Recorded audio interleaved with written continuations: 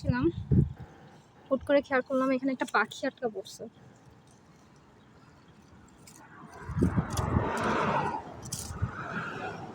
ওর ডানা এখানে আটকা পড়া ছিল।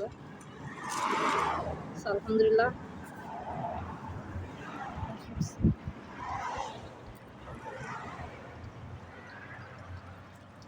ভালোই লাগছে। আসলে 3-4 জন মানুষ অনেকক্ষণ ধরে তাকাই ছিল, তো আমি দেখলাম যে ওরা পাখিকে ধরতে পারছিল না আর কি ভয়ে।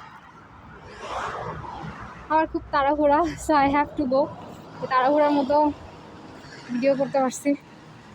পাখিটা খুব অনেকক্ষণ ধরে কষ্ট পাচ্ছিল, যার কারণে যখন ডানা খুলছি সাথে সাথে উড়াল দিতে পারে নাই। একটু করে অনেক দেরি হয়ে গেছে। আসলে ব্যাপারটা এমন হয়েছে, আমার একদম কোনো আইডিয়া ছিল না আমি এখন কোনো ভিডিও করবো।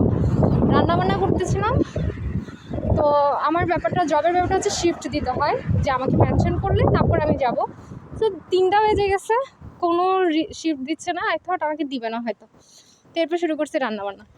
এরপরে 3:30টার দিকে দেখি যে আমাকে শিফট দিছে, মানে আমার জবে যাইতে হবে।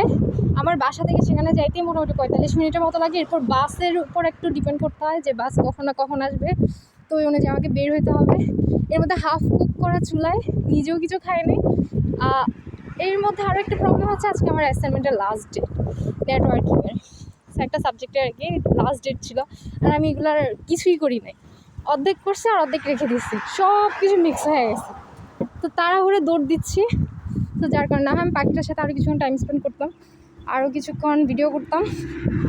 তো একদমই টাইম নেই। আজকে প্রচুর বাতাস, আই ডোন্ট নো আমার আওয়াজ কতটুকু শোনা যাচ্ছে, কতটুকু আমি আমার গল্প বলতে পারছি। আমি জাস্ট হাঁপাচ্ছি, কীভাবে যে বাসা থেকে তাড়াতাড়ি রেডি হয়ে বের হয়েছি, কীভাবে দৌড়াচ্ছি। আসলে আমাকে দৌড়াইতে হবে। সো আজকের জন্য আল্লাহ হাফেজ। ইনশাল্লাহ আবার কোনো এক গল্পে হুটহাট আবার ভিডিও একটা করে ফেলবো, আবার আপলোডও দিয়ে দিব। আল্লাহ হাফেজ, আসসালামু আলাইকুম।